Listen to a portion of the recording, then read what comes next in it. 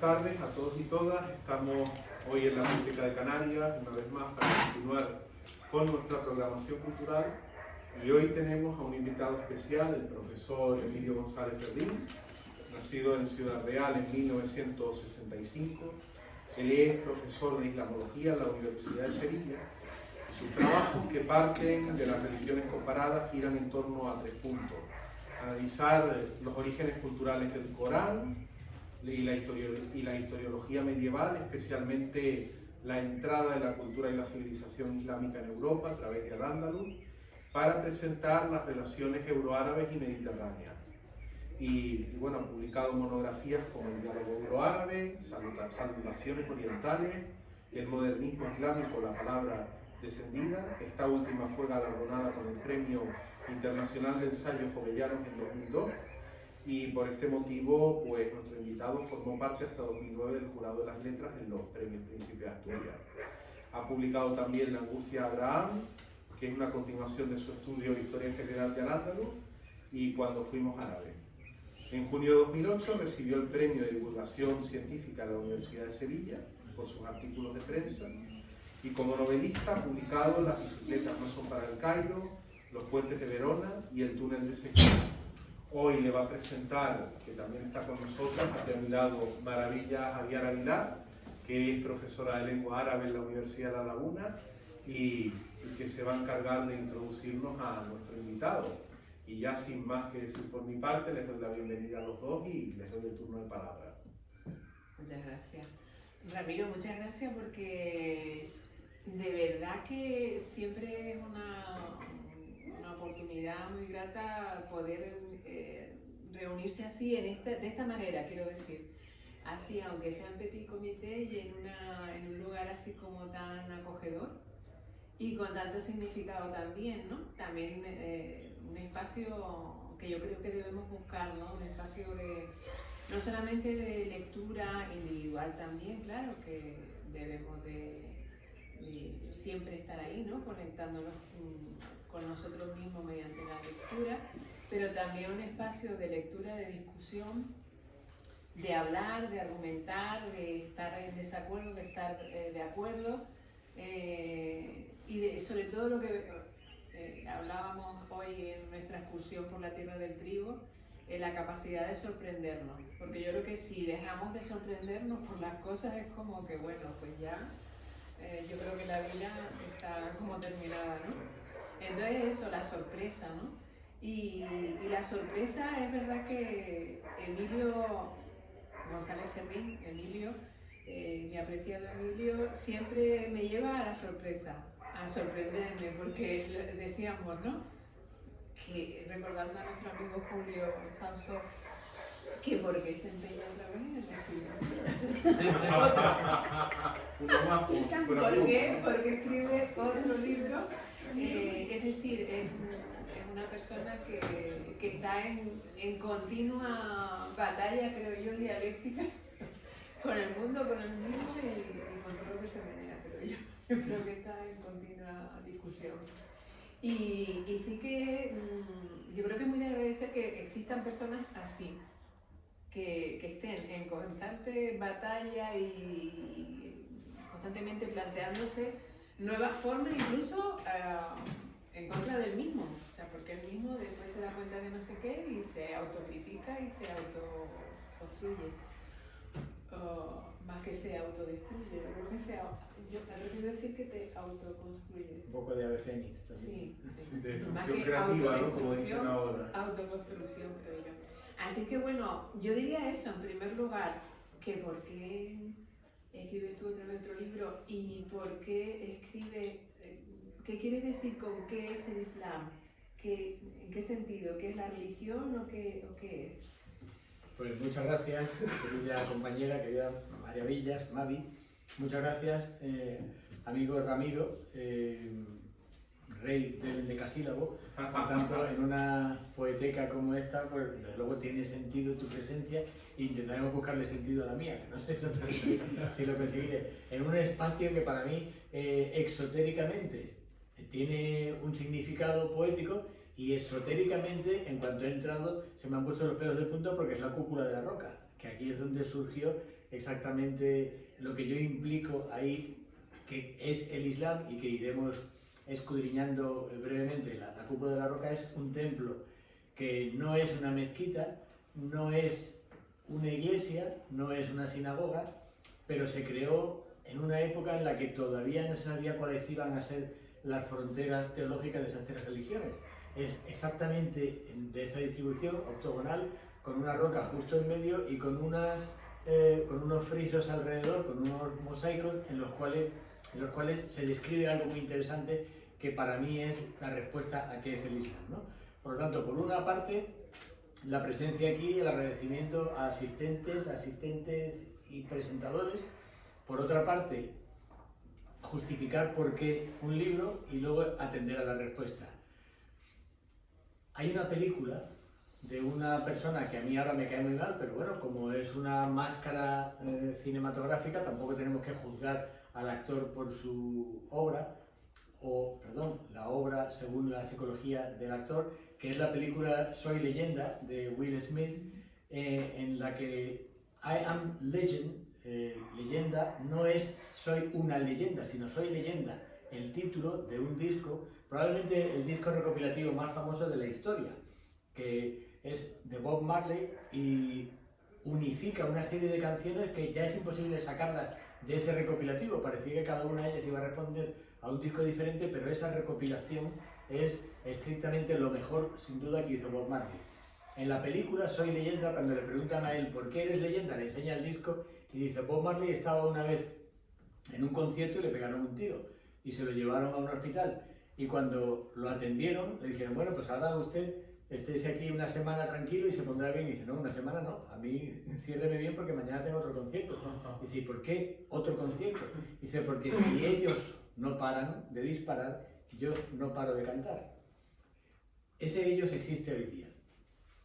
Me temo que ahora mismo lo que para mí ha sido siempre una discusión, más en el término británico de discusión, de hablar sobre algo, que en el término español de poner los manotazos sobre la mesa, yo siempre he tenido una discusión sobre los temas, pero es que ahora vamos a tener que estar redefiniendo lo que es el Islam, porque esto es como una película en la que en la escena final el héroe está entre unas paredes que se cierran y no sabes cómo va a salir de allí. Nosotros tenemos una pared que viene por un lado, que es la Europa y el Occidente que están construyendo, que da pánico, que están queriendo reconstruir los años 30 europeos del siglo XX, pero con peores aditamentos, porque por lo menos antes de los años 30 existieron los locos años 20, y estos años 20 están siendo muy cutres como para que después venga lo que quieren que venga, ¿no?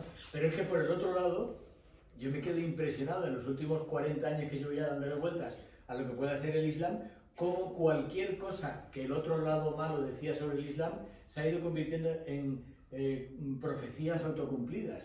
Parecía que cualquier cosa mala que pudiera venir en nombre del Islam se iba a acabar produciendo, porque desde luego es muy difícil una interlocución con lo que es el Islam hoy día. Por tanto, ese que es el Islam, a lo mejor debería ser qué debería ser el Islam, o a lo mejor qué podría haber sido el Islam, y según la última línea del libro, qué podría ser el Islam en el futuro, ¿no? ¿Qué es el Islam? Ahí no tiene mayúsculas ni minúsculas. Si os fijáis, es todo mayúscula para eludir que en el libro yo hablo de 3 islames diferentes. Y con esto lanzo un poco la idea y ya devolvemos la pelota. Hay un Islam con minúscula, cuyo adjetivo es musulmán, que remite exclusivamente a lo religioso. En castellano, en español, las religiones se escriben con minúsculas. Cristianismo, judaísmo, islam o hinduismo se escriben con minúsculas, es normativo, ¿de acuerdo? Y el adjetivo es el musulmán. Un canto musulmán, un rezo musulmán, un rito musulmán, una persona musulmana. Luego está el Islam con mayúsculas, que es un enorme sistema comercial que encarnó, geografizó, topografió un sistema cultural que durante 9 siglos quizá, al menos con fortaleza desde el año 800 hasta en torno al 1500, fue el gran nexo de unión entre Oriente y Occidente y fue la civilización de guardia. Por mucho que digamos que cualquier pueblo tiene una cultura, Hay civilizaciones de guardia de las que se espera que estén a la altura de las circunstancias. Cuando llegó la pandemia se dijo, tenemos que conseguir una vacuna, y la gente no miró a Filipinas ni miró a Ruanda, miró a los centros de una cultura de los que se podría esperar que hubiera una vanguardia civilizatoria. Yo me temo que solo hay una cultura, solo hay una civilización y los demás vamos sumándonos. La idea es intentar que esa civilización sume a todos los demás y no que lo excluya. El Islam, desde el año 800 hasta 1500, fue la civilización de guardia. Sumó todo lo que venía en el Mediterráneo. Se convirtió en la caja de resonancia de lo que ocurría en Oriente, ocurriría en Occidente. Como decían algunos autores cordobeses del siglo X, cuando un libro se escribe en Bagdad, se vende en Córdoba todavía con la tinta mojada. Esa exageración es lo que implicaba esa caja de resonancia, ¿no? Eso se eclipsó en el siglo XV. A partir del año 1500, luego si queréis, doy las pautas de lo que yo entiendo que fue el eclipse. Desde allí hubo una tendencia a lo que los árabes llaman al-Dhulumat, la época de las tinieblas, de unos 3 siglos, y luego hubo otro renacer de la cultura árabe-islámica, pero en torno a 1920-1930, los locos años 20 de los que hablábamos antes, esa cultura ya no solamente no era una civilización de guardia, sino que ni siquiera fue una sola civilización. En el mundo del Imperio Turco se disolvió el califato y cada una de las regiones fue repartida por unos sistemas coloniales diferentes, ya no hubo una conectividad horizontal. En el mundo indio se creó el movimiento de los jóvenes musulmanes y se empezó una lucha independentista al margen de lo que era el Imperio Turco o Oriente y el norte de África. En Irán se empezó con lo que se llamó el movimiento constitucionalista, desvinculándose plenamente todo lo anterior. Es decir, ese Islam con mayúscula que era la cultura, todavía habría que ponerle la mayúscula, porque ya no es la religión, pero ya es el conjunto de las sociedades polícromas, por así decirlo, musulmanas contemporáneas. No tenía nada que ver con lo anterior. Bien, este trabajo es un estudio secuencial de esas 3 dimensiones de lo islámico y de lo musulmán. Yo creo que cualquiera que haya estudiado conmigo, ahora estoy diciendo otra vez con los 3 islames, porque en todos los másteres o cursos que doy sobre Islam, la pregunta final del curso siempre es los 3 islames, ¿no? Y de hecho le preguntáis a ChatGPT qué son los 3 islames para González Ferrín y os lo va a explicar perfectamente. No tan bien como este libro, por cierto, pero parecido. Bueno, pues leo tu dedicatoria. Escribiste a Salman Rushdie por elegir el humor, a Masha Amini por su inocencia, para que el Islam con mayúscula prefiera ser representado por ello. ¿Qué quisiste, en fin, sintetizar ahí? ¿Qué quisiste, o cómo, por qué nos quisiste sorprender con esto, mejor dicho? Porque en esa dedicatoria están los 3 islames. Para que el Islam decida ser representado por esto, es el Islam contemporáneo, es el Islam de las sociedades musulmanas contemporáneas. Es el Islam en el cual un tipo pensó que en el nombre de la religión podías acuchillar a un escritor. Es el Islam que decidió que porque una chica no llevaba bien puesto el velo, la podía llevar a una comisaría y que muriera. Y cogiendo cada uno de esos 2 ejemplos, es el Islam en el que la religión, es decir, lo que movía a esa niña a ser musulmana, era una inocencia, pensando que no tenía que ver con su estética ni con la forma de reproducirse o no, es decir, el sexo, sino que el Islam parecía ser una cosa diferente. Era una inocencia pensar que el sistema religioso podría ser personalizado. Ahí estaba el primer Islam. Pero es que Salman Rushdie representa lo mejor del Islam cultural, porque él plantea en sus obras, muy específicamente, en versículos satánicos, mal traducido como versos satánicos, porque verses del inglés ahí es los versículos, el ayat del Corán. Ahí plantea una cosa que él había planteado, es uno de los capítulos finales, en un libro que a mí me encanta suyo de relatos llamado Oriente y Occidente, en un cuento sobre Yorick, el bufón del rey, el bufón amigo de Hamlet en la tragedia de Shakespeare, en la cual, si sabéis de qué va Hamlet, el padre de Hamlet ha muerto porque le han envenenado el oído. Entonces, incluso en la iconografía británica desde la época de Shakespeare hasta hoy en día, hay unas láminas del rey tumbado y un liquidito, y se especula sobre qué líquido podría haber sido el veneno. Y Yorick, en ese relato, es decir, Salman Rushdie, juega con la idea de que el veneno que vertieron en los oídos del rey no era un veneno sintético, sino que era las palabras, era la maledicencia, era el diablo que te susurraba la oreja. El mismo tema de los versículos satánicos. ¿Qué son los versículos satánicos? Unos versículos en el Corán que se estudian en teología. Yo estudié teología en la Facultad de Dar al-Ulum del Cairo, es decir, la Facultad de Navarra de teología en el Islam suní. Y ahí se estudia al-Gharaniq, que son unas criaturas, a veces las sirenas, a veces decían una forma de grulla, son unos ruidos que te embelesan, son las sirenas de la Odisea, son la idea de los cantos de sirena que te pueden llevar hacia donde no quiere que vayas Dios. Por lo tanto, ese Salman Rushdie que te está diciendo Dios te habla al oído, pero también el diablo, estaba escribiendo un auténtico tratado de teología en los versículos satánicos, y a la pandilla de imbéciles que nunca leyeron ese libro ni entendieron lo que era el Corán, les dio por ir a por un hombre que estaba diciendo una verdad teológica. Un hombre que decía que su apellido, Rushdie, en árabe, vendría de Ibn Rushd, que era Averroes, el hombre que aportó el libre pensamiento al Islam, aquel de la civilización. Por lo tanto, ahí está condensado, igual que el veneno en las orejas, está condensado en la dedicatoria los tres islames. Claro. Pero entonces Rushdie, es decir, a partir de lo que estás diciendo,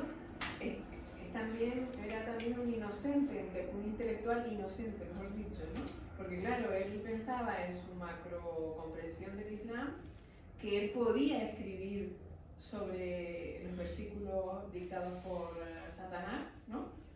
Y exponerlo así.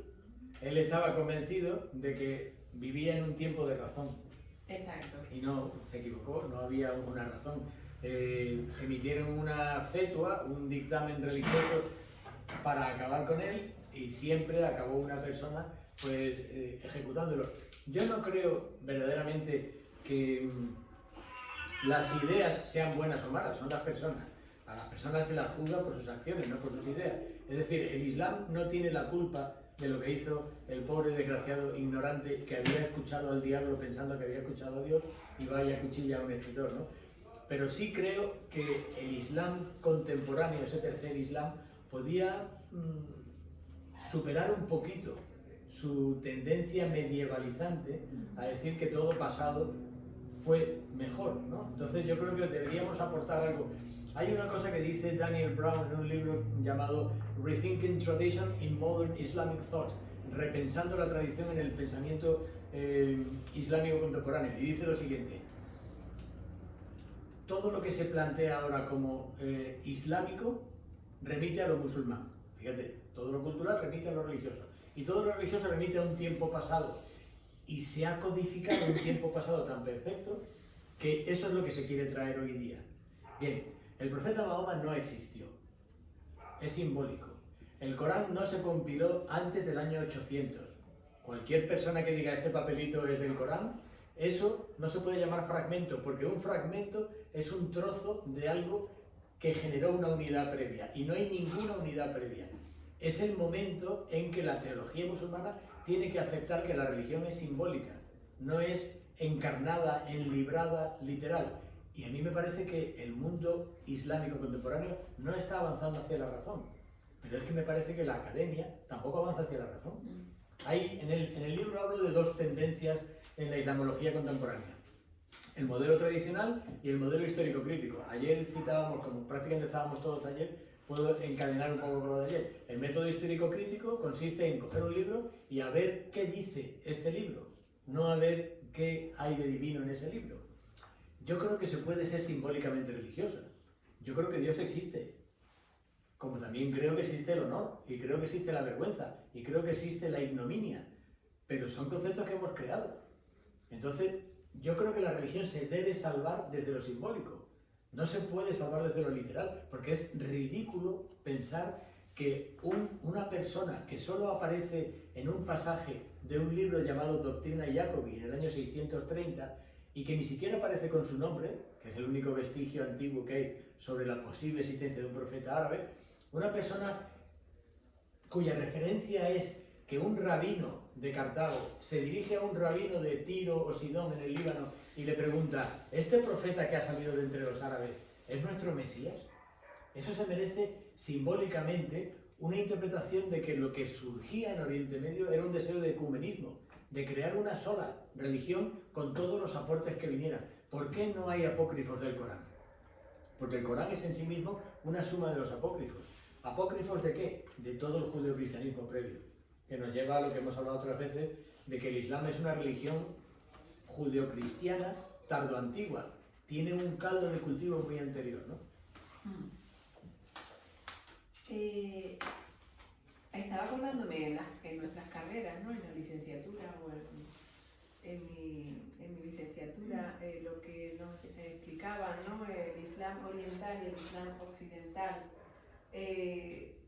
¿Tú percibes o crees que efectivamente hay un Islam diferente en Occidente, en la Edad Media, vamos a reducirlo, que en Oriente? ¿Es un Islam distinto o no? O en gris, ¿no? Ni blanco ni negro. Esa sería la idea del gris. En tanto que religión, todo es lo mismo, porque es una suma. Es decir, desde el occidente, ya sea Algarve, que es el Algarve, o el Magreb, que es Marruecos, hasta el extremo Sharq, que es la India muy probablemente, el mundo mogol de la India, pero también la provincia china de Xinjiang. Es decir, todo ese mundo musulmán, estamos hablando por tanto del Islam religión, no hay dos configuraciones comunitarias que sean iguales.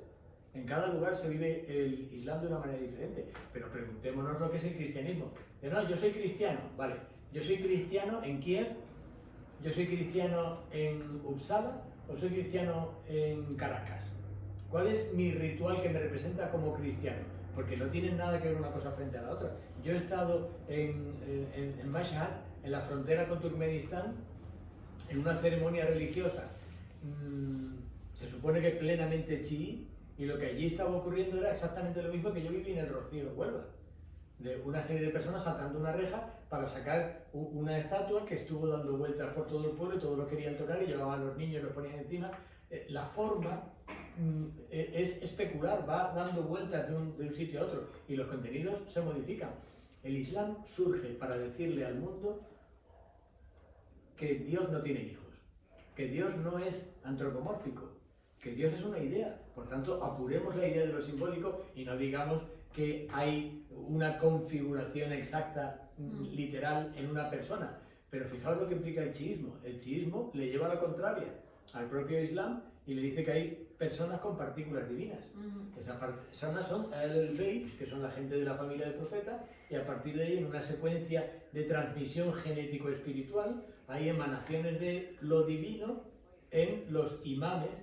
Por tanto, estás dando la vuelta a lo que precisamente había sido el Islam.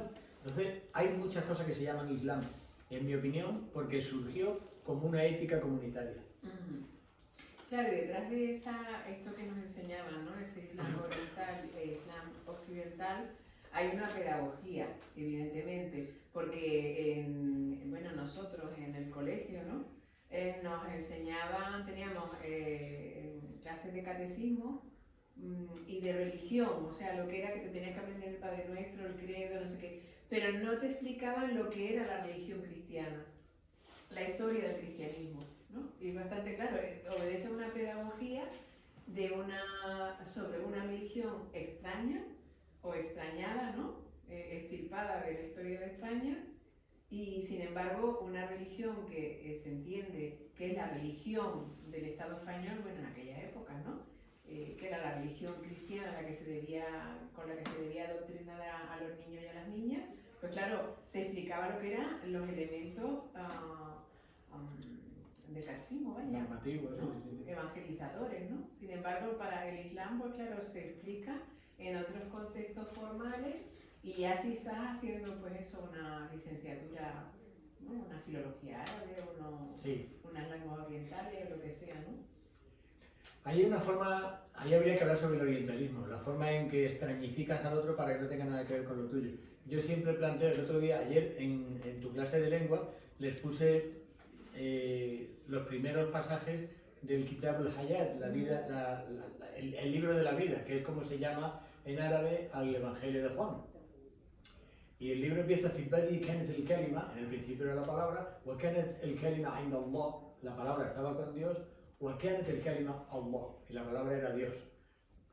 Yo lo utilizaba para decirle a tus alumnos que Allah es Dios en árabe, no es el Dios de los musulmanes. Pero si ya estableces la diferenciación, no es que Allah es intraducible. Ahora, un buen amigo mío ha traducido el Corán y empieza diciendo, el Corán empieza diciendo, Bismillahirrahmanirrahim, en nombre de Dios, el misericordioso, ahora y siempre. Esa es mi traducción. Porque Rahman y Rahim, que siempre se traducen como clemente y misericordioso, en realidad son la misma raíz, pero implica sincronía y diacronía. En nombre de Dios, clemente, hoy y siempre. Esa sería un poco la idea. ¿Cómo lo ha traducido él? En nombre de Allah, el Rahman y el Rahim. Y digo, bueno, pues entonces no traduzcas.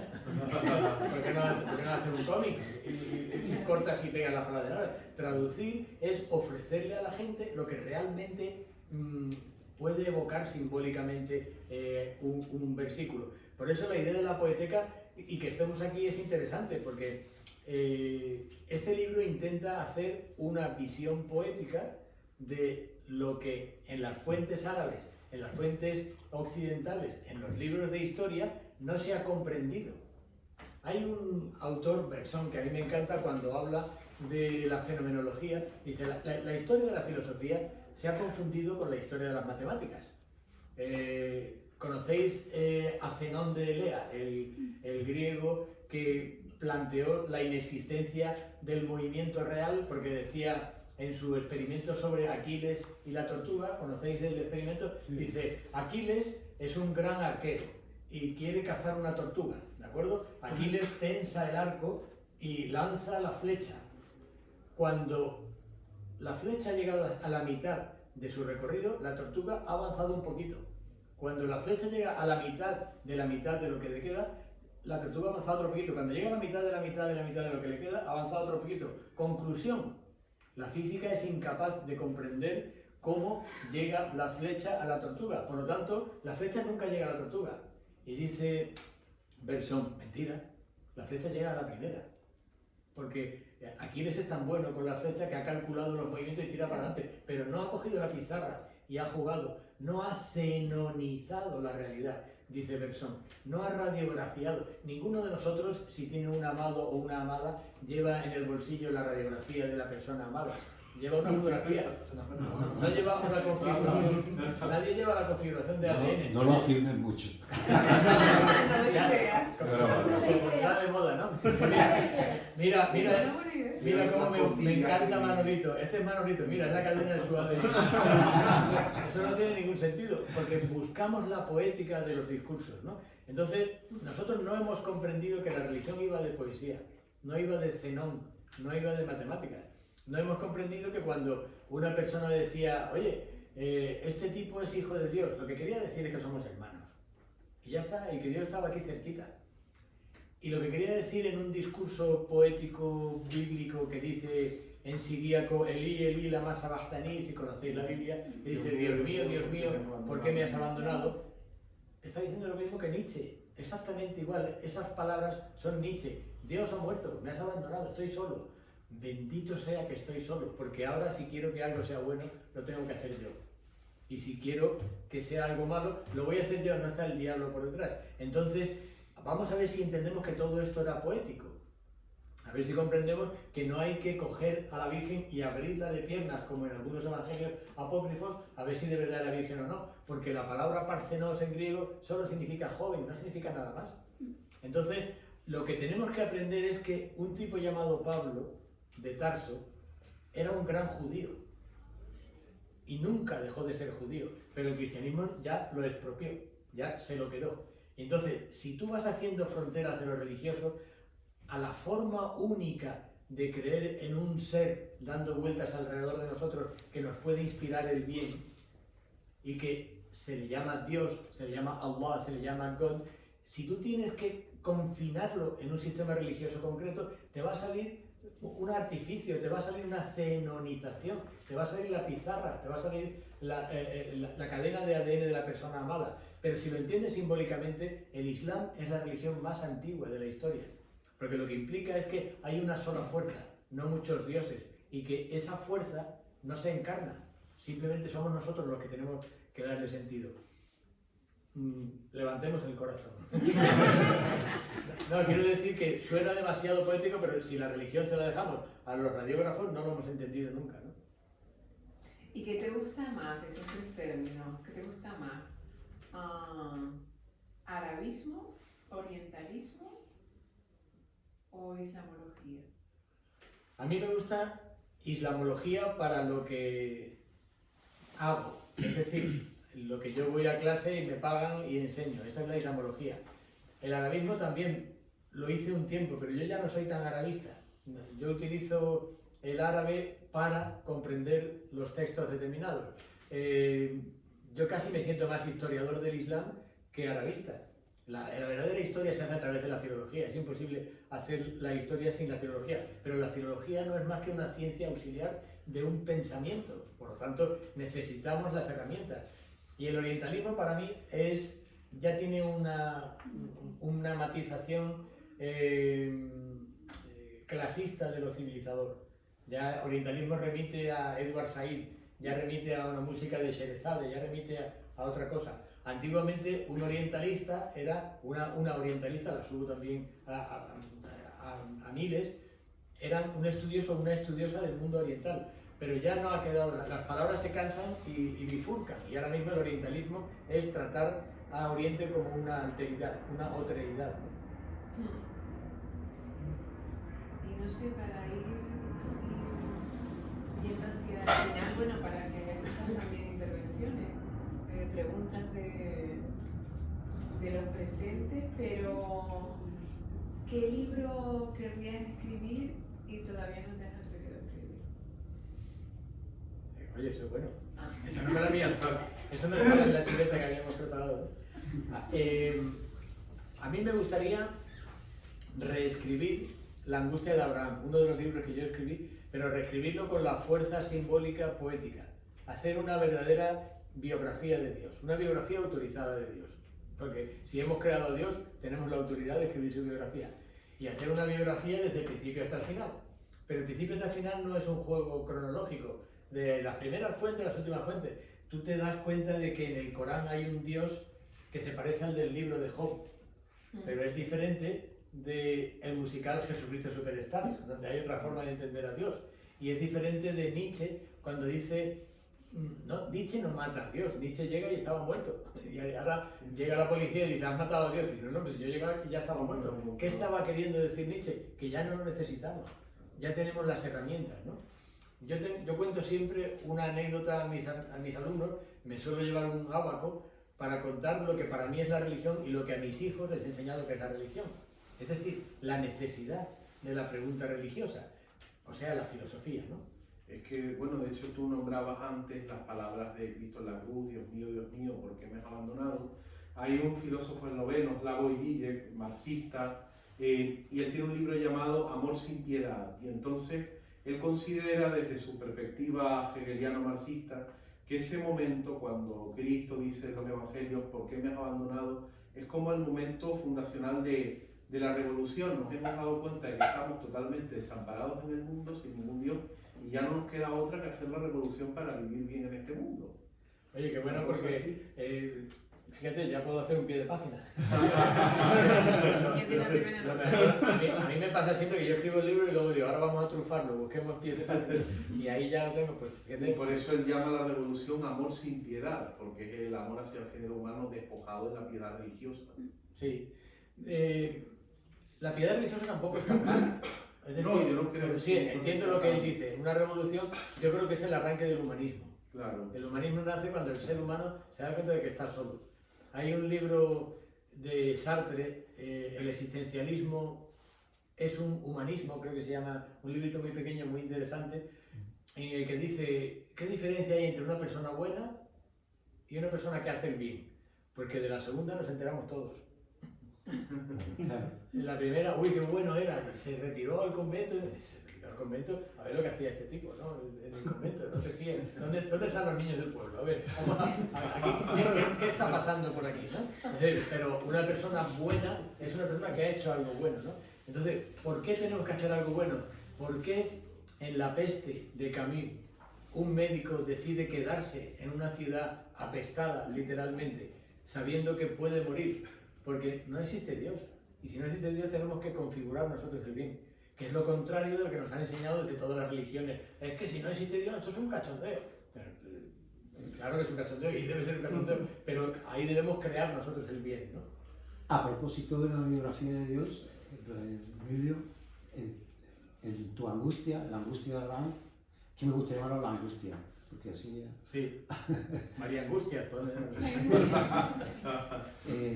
La idea del uno conecta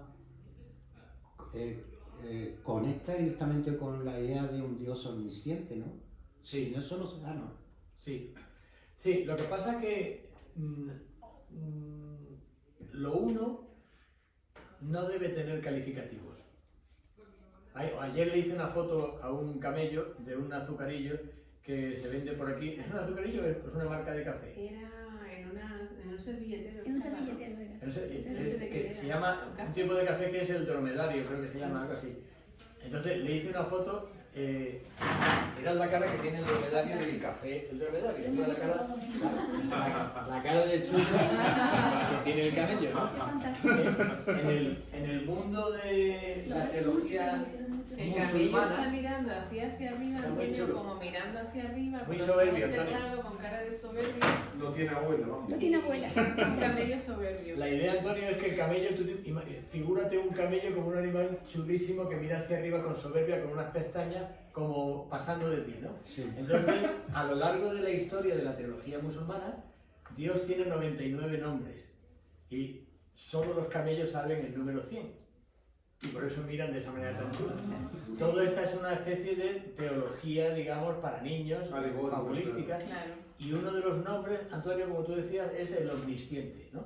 Entonces, que lo sabe todo, que es Jalek, que es creador, que es también Alim, que es la idea del omnisciente, que es Rahman, que es Rahim. Tiene una serie de calificativos, por cierto, un gran mistificador cristiano llamado Raimundo Lulio escribió el Tens Nom de Déu en catalán, precisamente haciendo una cristianización del Islam. La idea es que tú estás calificando lo que para ti son los valores humanos, pero en tu humildad intelectual nos dices que lo tienen otros. Dicho de otra manera, Dios no nos ha creado, hemos creado nosotros a Dios. Pero esa es la idea del protocolo. Entonces, omnisciente sería que lo sabe todo. Yo creo en lo uno, creo en una fuerza. Yo soy de la saga de Star Wars y sé que la fuerza está en todas partes, ¿no? Pero lo que quiero decir, creo en la fuerza creativa del ser humano. Creo en lo que los ingleses llaman agency, que es la capacidad de acción, que si nosotros decimos agencia, se pierde la gracia, ¿no? Pero el sentido de la agencia es que las 10, 15 personas que estamos aquí dando vueltas, si nos ponemos a idear ahora mismo un libro, el resultado es superior a la suma de lo que habríamos hecho cada uno de nosotros en un cubículo. Por lo tanto, creo en la idea de la umma, de la comunidad. Creo en la idea de que hay una unicidad de acción. Entonces creo que en esa biografía de Dios tiene un sitio fundamental el elemento simbólico islámico, musulmán en este caso porque sería teológico, porque a todos nos impulsa una sola fuerza. Pero ojo con la diferencia que yo siempre planteo entre Platón y Aristóteles. Para Platón, para la religión, el caballo tiene 4 patas para correr. Para Aristóteles, para la física del movimiento, para la ciencia humana, el caballo corre porque tiene 4 patas. En esas dos formas de entender el mundo, creo que estamos siempre atrapados. Esa idea de que la idea precede a la acción, yo creo que es mentira. Es la acción la que crea la idea. Por eso, en esa biografía autorizada de Dios, hay que hacer ver que ha cambiado tanto la foto de Dios en todo este tiempo, que éramos nosotros los que hacíamos las fotos, que éramos nosotros los creadores, que éramos el ser humano, que aquí, si matas, eres tú. Yo siempre pongo el ejemplo de Platón y Aristóteles, esas dos caras de la misma moneda, con el ejemplo de cuando Dante, en la Divina Comedia, llega a las puertas del infierno y lee allí escrito «Lasciate ogni speranza voi che entrate», abandonad toda esperanza los que entráis aquí. ¿Qué diría un teólogo? Que una vez que estás en el infierno ya no tienes esperanza. ¿Qué diría un humanista, una humanista? En este mundo, si no tienes esperanza, eso es estar en el infierno. Entonces, lo que yo creo que hay que hacer con Dios es hacer una lectura poética. Por eso yo creo que la idea de la biografía utilizada de Dios, si por ahí tenéis algunos fondos que os sobren, sería un buen proyecto. Y yo quería hacerte una pregunta ya para ir iniciando el turno de preguntas. Es una duda terminológica. Comentas que el Islam es una religión tardoantigua, pero la compilación del Corán, como dices, no se hace hasta el año 800.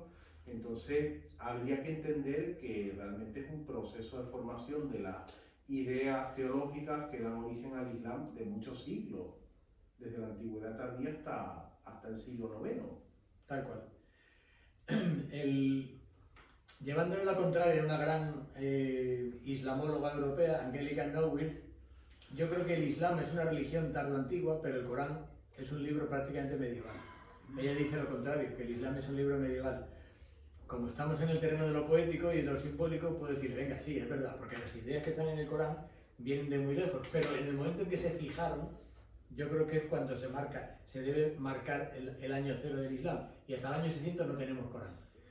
Sin embargo, en la idea vegetal que tenemos de la historia de las tres religiones, hay un tronco común que es el judaísmo, del cual se extiende el cristianismo, del cual se extiende el islam. Es mentira. Teológicamente hay una idea a granel de un Dios todopoderoso que nos machaca si quiere y nos da el paraíso si quiere. Hay unos tipos que dicen, pero es solo nuestro, y hay otros tipos que dicen, pero tuvo un hijo. Pero la idea primigenia es la del Islam. La idea que después fue la de los Hanif. Cuando en el año 325 el Imperio Romano, en el Concilio de Nicea, decide imponer el credo, creo en un solo Dios Padre Todopoderoso, creador del cielo y de la tierra, de todo lo visible y lo invisible, creo en su único Hijo Jesucristo, creo en el Espíritu Santo. Cuando establece lo que creo, no está solamente diciendo algo religioso, está diciendo algo normativo. Le faltó decir, y si no, vais a la cárcel, como preludio del infierno, y si no, ya aparecerán las inquisiciones, y si no, está marcando un territorio teológico. Bien, la gente que se fue de allí diciendo, y una mierda, ya eran musulmanas, porque no querían constreñir a Dios en una normatividad de padre e hijo, porque no tenía ningún sentido. El principio del Evangelio de San Juan que yo antes decía, en el principio estaba la palabra estaba con Dios y la palabra era Dios. Si tú lo entiendes simbólicamente desde lo físico, eres cristiano. Es Jesús, la palabra de Dios, el Logos. Si lo entiendes desde un punto de vista literalmente, es la palabra, es el Corán. Pero están hablando de lo mismo. Es el Logos del mito, ¿no? Eso es. Sí, efectivamente, hay en un determinado momento también hablas de que hay una relación simbiótica en las tres religiones, vamos, los tres sistemas de contagio. Pero yo creo, no sé, a mí me parece que sería adecuado decir coevolución. Hay muchas formas de verlo. Hay antibiosis también, lo simbiótico y lo antibiótico. Es decir, muchas veces hay una porosidad hasta el momento en que digo, no, tengo que marcar un territorio, porque yo no quiero ser eso. Y hay mucho de cristianismo frente al Islam que no quiere ser. Pero es que el libro de Daniel Boyarin sobre la historia, Borderlines se llama, los límites entre el judaísmo y el cristianismo, él plantea que el judaísmo no existe hasta que el cristianismo le obliga a marcarse como territorio.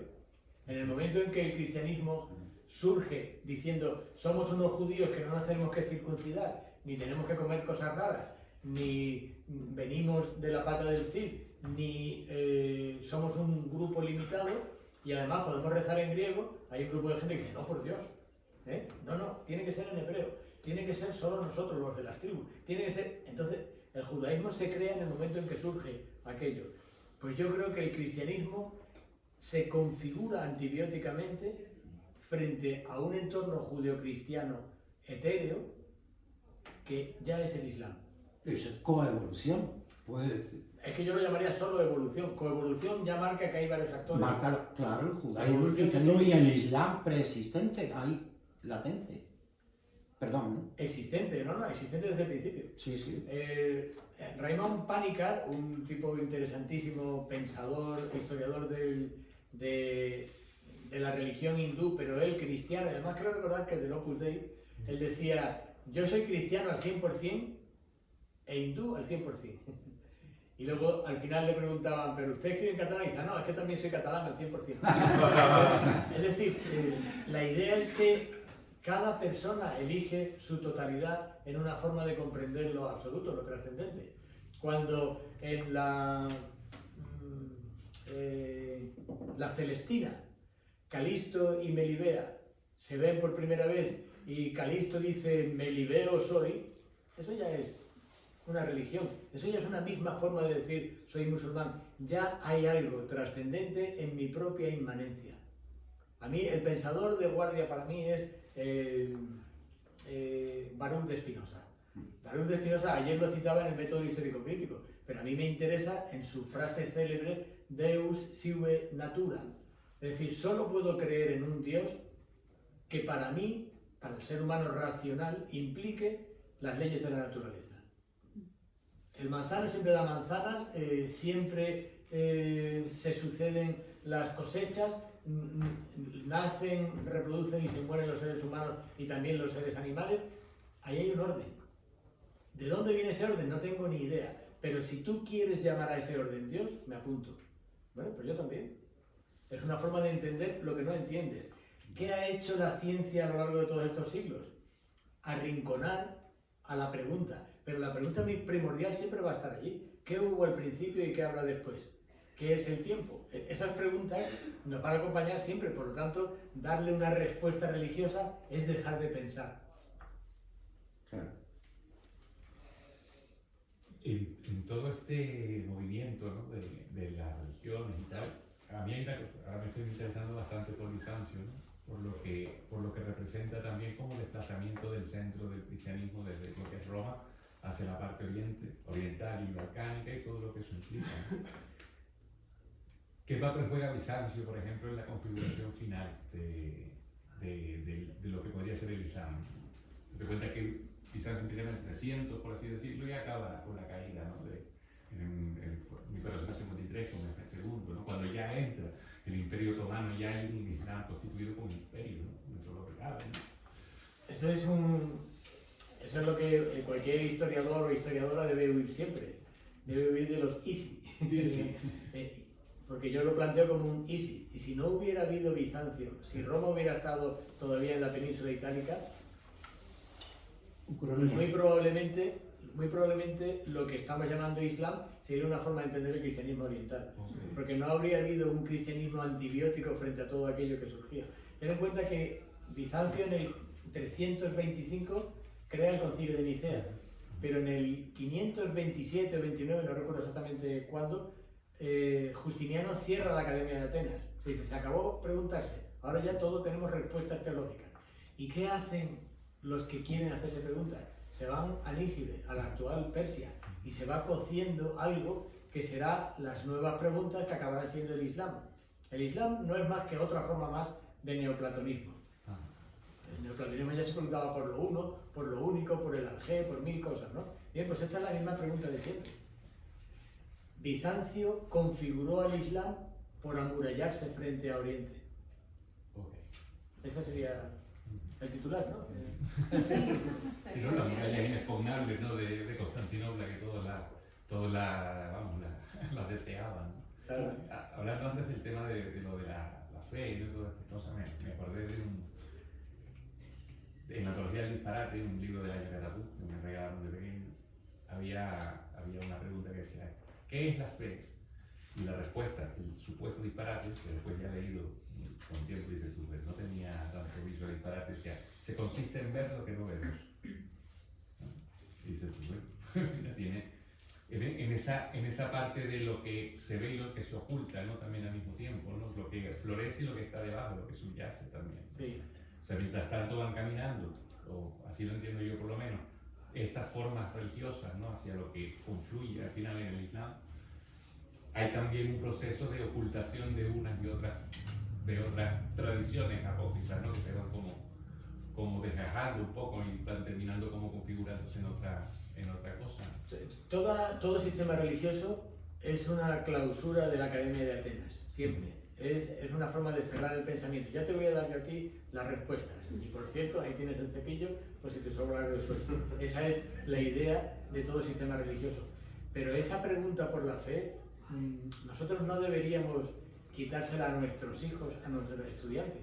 Yo cuando en verano me siento con mis hijos a hablar de lo trascendente e intrascendente, hasta que venga la Guardia Civil, porque resulte que no se puede hacer eso, o cuando me lo empiezan a explicar ya a mí, porque ya tienen formas de explicación más coherentes, en esos momentos mágicos inmanentes para mí, porque son plenamente humanos, no trascendentes de que venga algo fuera, les digo, mira, aquí hay dos formas de entender las cosas que hacemos y que nos gustan. Nosotros podemos ser estrellas o podemos ser planetas. Las estrellas tienen brillo propio y los planetas reflejan el brillo de otros.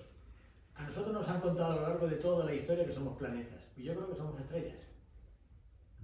¿Hay alguien que nos haya hecho estrellas? Perfecto, esa es la gran pregunta. ¿Es la casualidad que seamos estrellas? Es una buena definición de Dios. ¿De acuerdo? Hay cosas que pasan y dices, esto estaba de Dios, pero es una forma de decir, menuda casualidad. Bien, pues todo eso hay que desdramatizarlo y por supuesto hay que expropiarlo de los sistemas religiosos. Si queremos darle un rango interesante al discurso religioso, hay que derribar los muros, hay que hacer la revolución que decía Ramiro de Slavoj Žižek, ¿no? Hay que decir, esto ¿cómo va a depender mi forma de pensar del obispo, del mulá o del rabino? ¿Pero estamos locos o qué? ¿Cómo me vas a enseñar a mí a pensar? Tú enséñame a preguntar. Esa idea de que un maestro no es el que te da respuestas, sino el que te hace preguntarte y se pregunta contigo, eso debería haber sido el acompañamiento teológico a lo largo de toda la historia, pero es todo lo contrario. Yo le debo todo mi interés por la religión a mi director espiritual del Opus Dei. Yo hasta los 18 años estaba en el Opus y un día le dije, ¿puedo leer este libro? Me dijo, no. Y ese no, para mí, fue la forma en que yo dije, ahora si tengo una estrella en el pecho, no lo va a leer ni puta madre. Claro, digo, acabo de coger el libro que ya va a ser lo primero que vea cuando salga de aquí. ¿Te recuerdas cuál era el libro? Era una, se llamaría guionización, era una guionización de El diluvio que viene, una obra de teatro que se estaba estrenando en Madrid. Y El diluvio que viene es una broma sobre el juicio final, y yo digo, ¿qué broma? Aquí, claro, las religiones, como bien nos demostró Humberto Eco, el poder de la religión es el miedo, y es no te rías de esto. En el momento en que te ríes se acabó, ¿no? Que eso es lo que implica Salman Rushdie. Reírse, ¿no? Hay que reírse. Y no reírte y no preguntarte. No preguntarte. O dejar la incertidumbre y no preocuparse porque alguien te diga, ¿y cómo es esto? Y pues no tengo ni idea. ¿Por qué nos cuesta tanto entender que no tenemos fe? Esa es una frase, no sé si la habéis visto, es un sketch de una serie, un capítulo de una serie. Es el penúltimo, lo tengo guardado en casa como algo muy curioso y es un diálogo entre dos monjas que están en un coche y hay un atasco grandísimo en la entrada de Madrid. Entonces están todos allí parados, entonces se ve, bueno, toda la historia es los distintos coches, y entonces están aquí dos monjas y una de ellas, una mayor, una más jovencita, y la mayor se quita el cinturón de seguridad y le dice la otra, hermana, ¿por qué se quita usted el cinturón de seguridad? Y le empieza la hermana a decir, la mayor, ¿recuerda usted el atentado contra Juan Pablo II? Bueno, Sí. el atentado, no sé cuántos tiros, y bueno, lo recogieron, tal, lo llevaron, y el Papa se curó. Eso fue Dios. Sí, hermana, bien. Dice, al poco, después de aquello, cubrieron el coche del Papa, le pusieron cristales para que no volviera a ocurrir una cosa como esa. ¿qué pensaría Dios, hermana? Todo eso la mayor, ¿eh? Sí. La joven así, alucinando, ¿no? Véanlo si pueden, porque de verdad es fantástico.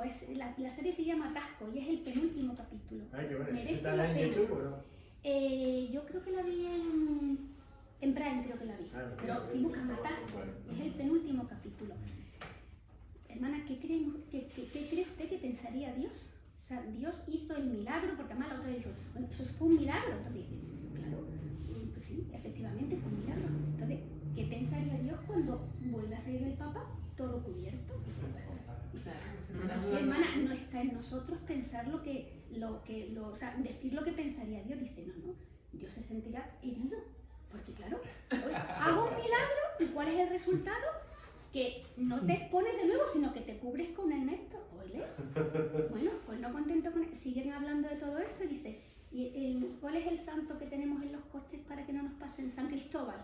Sí, patrón de los Y entonces, el patrón de los conductores, hay un San Cristóbal, por supuesto, en el coche, y dice, hermana, ¿por qué llevamos aquí San Cristóbal? La hermana joven le dice, pues hermana, porque a ver, es el patrón de los conductores, pues para que no.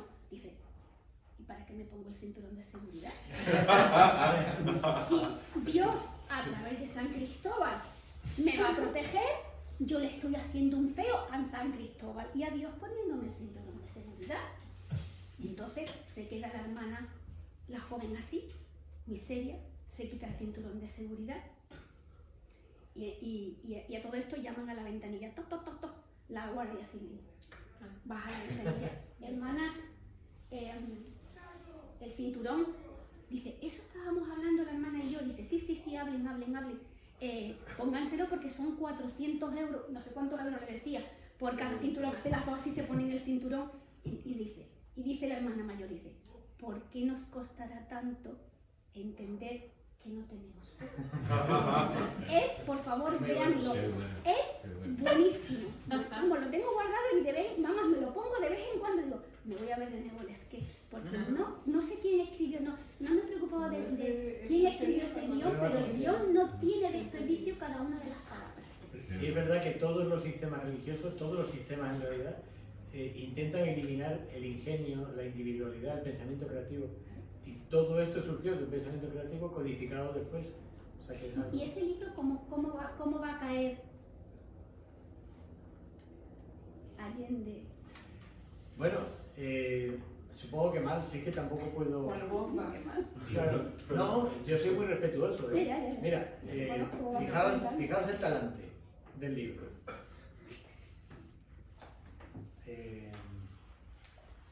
Hay un modo conciso, ¿qué es el Islam? Hay un modo conciso de responder cabalmente a la pregunta de este libro, que entrecomillo para destacar su literalidad. ¿Qué es el Islam? La apertura del pueblo elegido. Así quedaría. Esa sería la respuesta corta a la pregunta que nos une y ocupa aquí hoy. 5 palabras para resumir la relación de página que aquí empieza. Entiendo esa apertura del pueblo elegido en tanto que ruptura de vallas o compartimentos estancos, superación de muros, ampliación, extensión a toda la humanidad de aquella vieja alianza de Dios que otros pueblos monoteístas pretendieron y aún pretenden heredar en exclusiva. Vale, ya está. Yo le estoy dando la razón a toda la teología musulmana permanentemente. Es más, le estoy quitando hierro a la teología musulmana, le estoy quitando Kalashnikov al Islam contemporáneo, ¿no? O sea que yo creo que esta es la mayor defensa que se puede hacer del Islam. Sí, pero claro, esa es la primera página, ¿no? Pero terminar con... la última. No, pero no hay... después leyendo, ¿no? No, en ningún momento hay nada crítico aquí del Islam. Incluso cuando digo Mahoma no existió, pues tampoco existió Jesús. Jesús es una historia, no sé si sabéis que Jesús el Nazoreo, que es como aparece en Flavio Josefo, lo que significa es Jesús el de HB, eso es lo que significa, el de Herri Batasuna. Porque es un grupo contra los romanos que están ocupándote. Y a partir de esa única referencia que Flavio Josefo dice, esos fueron los años en que ejecutaron a Jesús el Nazareo. A partir de eso se construye una ética sumando, vamos a ver, no tenemos ninguna conciencia de la existencia de Jesús, tampoco de Mahoma. Yo digo aquí que tampoco de Abraham, pero dicen que en los análisis narratológicos quizás sí de Moisés. Porque Moisés descabala de tal manera el relato bíblico que no sabes qué hacer con su muerte. A mitad de eso no sabes qué hacer con eso. Y precisamente, dice Fernández Ballina, que es uno de los grandes expertos narratológicos de la Biblia, dice, catedrático de Madrid, de la Complutense, de Hebreo, dice, precisamente la muerte de Moisés es probablemente su única prueba de vida. Porque algo está ocurriendo ahí, que en Oriente Medio Egipto tiene algo que ver, y Egipto resulta que es el que inventa el monoteísmo con Akenatón, y resulta que ese Egipto ha invadido todo Oriente Medio, y muy probablemente necesitas una explicación para egipcianizar la fe. Por lo tanto, hay algo ahí rastreable e interesante, ¿no? La verdad simbólica de Mahoma es innegable. Lo que implica el ejercicio de construcción ética del personaje Mahoma, igual que del personaje Jesús, para mí son impecables. Porque lo que tú quieres crear ahí es la imagen del ser humano perfecto. Ese es el canon de Leonardo, pero a los efectos éticos. Yo en este libro estoy siempre defendiendo el Islam como fuerza de vida, no como motivo de muerte, ¿no? Más cosas. Cuéntanos del abaco, porque lo dejaste ahí a la mitad. El abaco Y ya me quedé con la duda de qué es el abaco, qué pasó con el abaco. Sí. El abaco es Nietzsche. O sea, Dios para Nietzsche. Imaginemos que esto es un abaco. El abaco son una serie de cuentecitas con las que yo puedo hacer un cálculo matemático dificilísimo, ¿no? 250.000 por 45, o sea, y lo hago, ¿no? Entonces, hay un vídeo de YouTube que yo me lo bajé y lo tengo descargado, por lo tanto lo tengo como vídeo, pero no he vuelto a encontrar el enlace, en que un maestro de abaco le dice a un niño chino, a ver, el abaco, 200, le hace unas preguntas y el niño hace así con el abaco. Perfecto, ahora sin abaco, y hace así con el abaco, lo quita y con los dedos puede volver a hacer los cálculos, porque el niño ha practicado tanto con las bolitas que es capaz de reproducir en la sensibilidad de sus yemas las bolitas del abaco. Y vuelve a aceptar. Y le dice el maestro, ahora sin mano, y se mete la mano en el bolsillo y mentalmente lo hace. Tú no sabes si él se está pegando pellizquitos en el muslo para fingir el abaco, pero desde luego ya no necesita el abaco. Bien, yo creo que la idea de Dios es fundamental, pero ya no lo necesitamos una vez que somos adultos intelectualmente. Yo he educado a mis hijos en la fe, una fe abierta, no una fe restrictiva, no una fe de mandamientos, sino una fe de privilegios, de el ser humano tiene capacidad de, la mujer es exactamente igual que el hombre, tiene la misma capacidad de, una fe abierta. Pero hay un momento en que, igual que los Reyes Magos, se le dice a la gente, ya está bien, ya no necesitas ese abaco.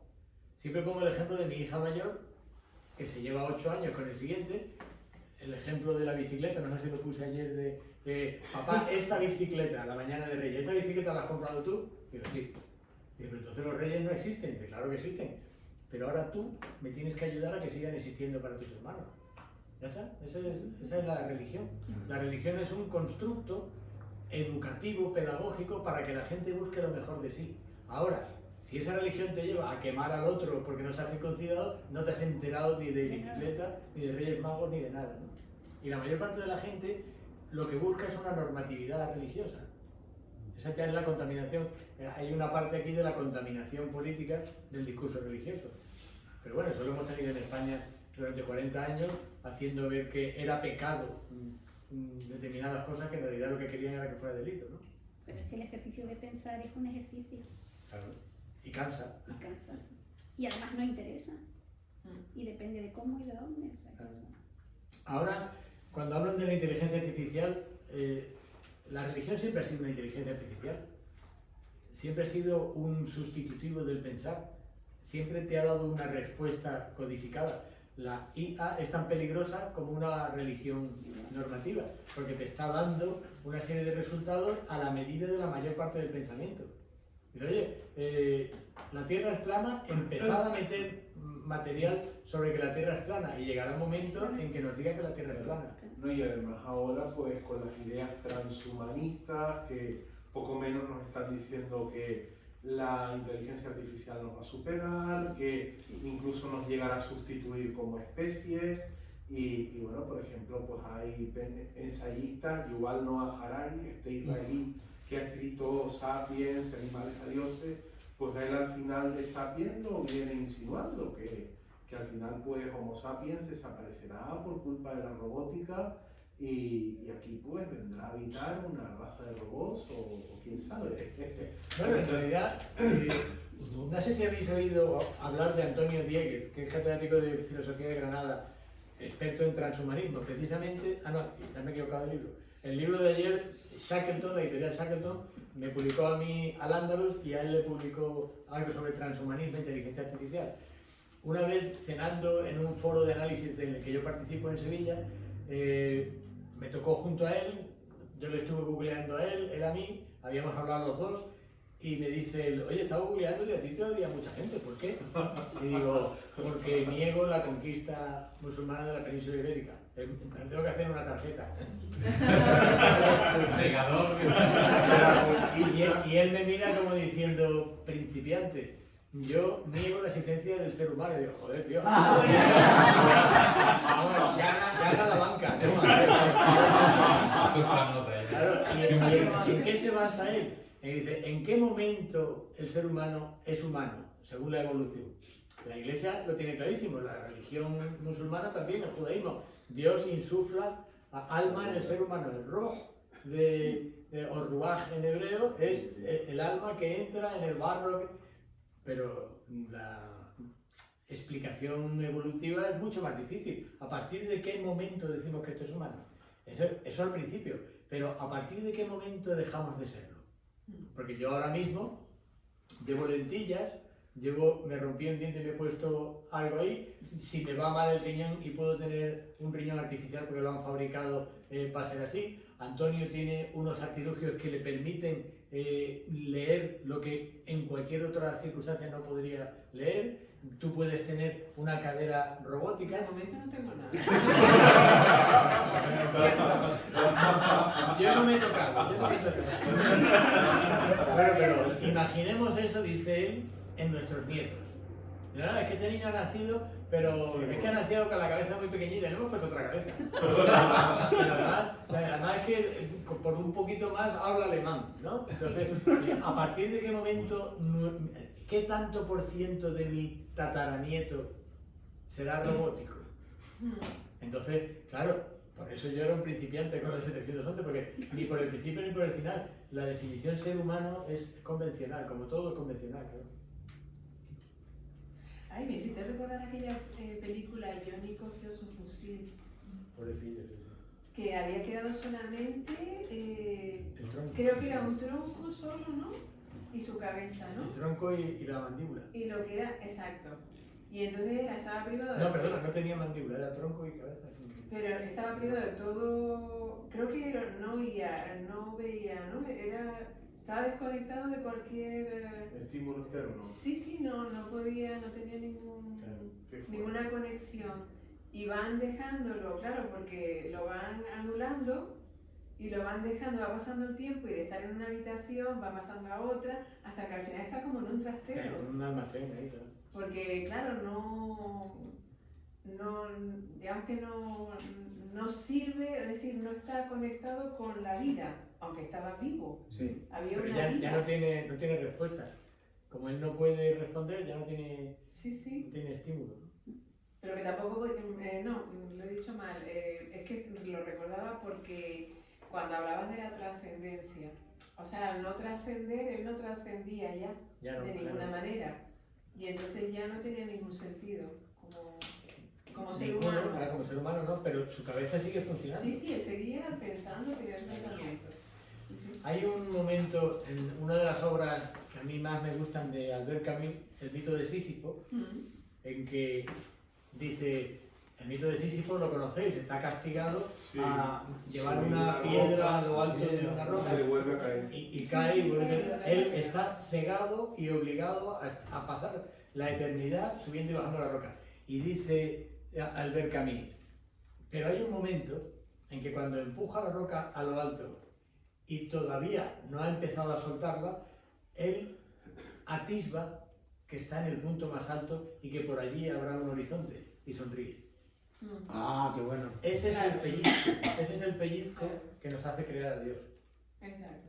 Esa es la idea luminosa que de pronto te dice, oye, ¿y si hay más? ¿Y si después de esto hay? ¿Y si no sé cuánto? Exacto. Entonces, la fe es un reflejo. Este soldado mutilado de esta película, él, claro, él lo que quería, él entendía que en algún momento alguien, o sea, su pensamiento trascendería de alguna manera. Alguien se daría cuenta de que él pensaba. Sí, sí. Y eso es lo que lo mantenía durante años y años y era nada, era un... Nada. Hay una, no sé si vosotros escucháis a las hijas de Felipe, unos podcasts que son interesantísimos. Son dos chicas que hablan sobre, ellas dicen que son las hijas de Felipe II, porque, y el lema del programa es, nada de lo que te pasa, todo lo que te ha pasado a ti, ya le pasó a alguien en el barroco. Entonces te van explicando cosas.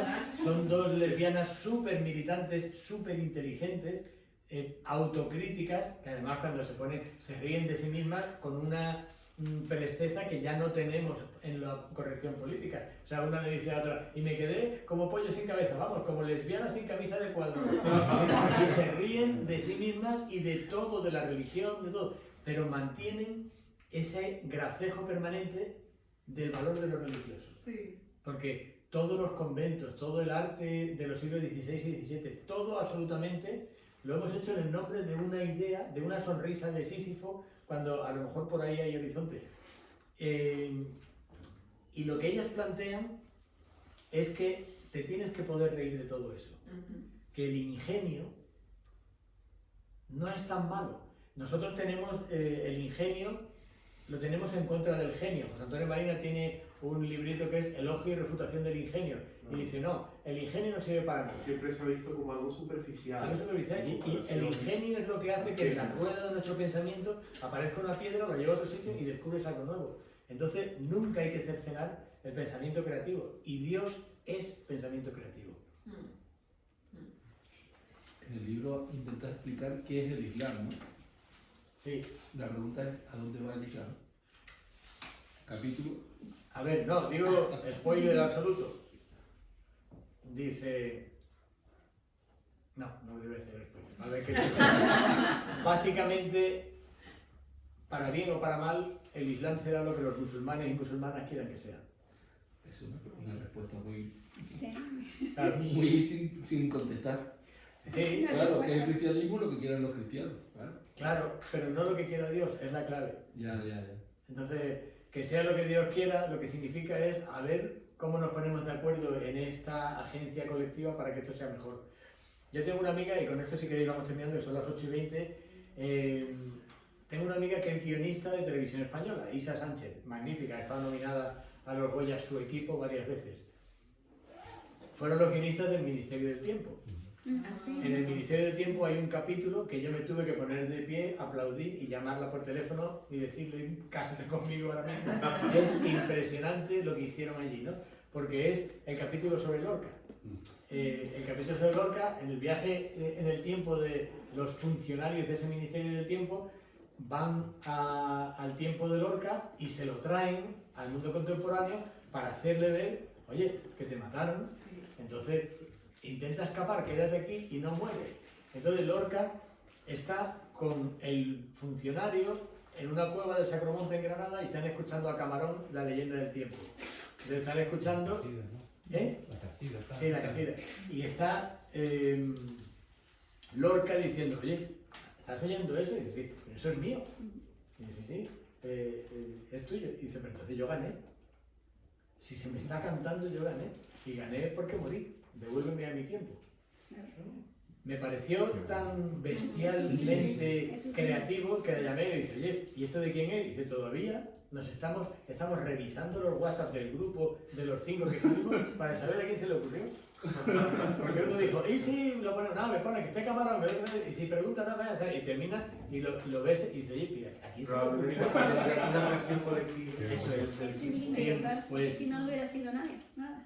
En la vida. el Corán se codifica como una agencia colectiva en que tú pones eso, tú lo otro, tú lo otro, tú lo otro. Nos ha quedado algo tan magnífico en un árabe que ni es tu dialecto, ni el mío, ni el tuyo, ni el suyo, sino que hemos creado aquí en medio, que esta debe ser la lengua de Dios. Es una forma poética de decir, nos ha quedado de puta madre. Pues nada, sí, terminamos aquí y simplemente pues agradecerle este rato de conversación tan ameno que hemos tenido en torno a tu nuevo libro. Sigue escribiendo más, por favor. A ver lo de la biografía de Dios, ¿cómo va? Sí. Esa te va a llevar tiempo, pero seguro que será una obra muy interesante si decides acometerla. Y nada, darle, pues sí, gracias a ti, Emilio, por venir, a Mavi por hacer de presentadora y a todos ustedes pues por acudir como público y también pues enriquecer el debate con sus preguntas.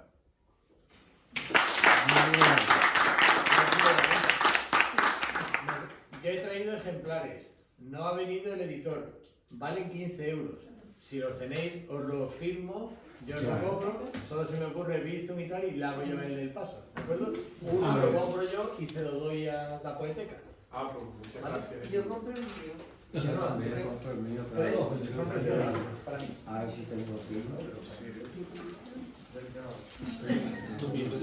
Amigos, Un momento. ¿poeteca o para mí? Para la poeteca de Canarias, sí. O sea, Sí, me lo confundí con la no de sé. Caracas. Bueno, Da igual. En el momento de la lapidación me pregunto si la como o dónde. Eso me da. Yo lo hago. eh, Bastante.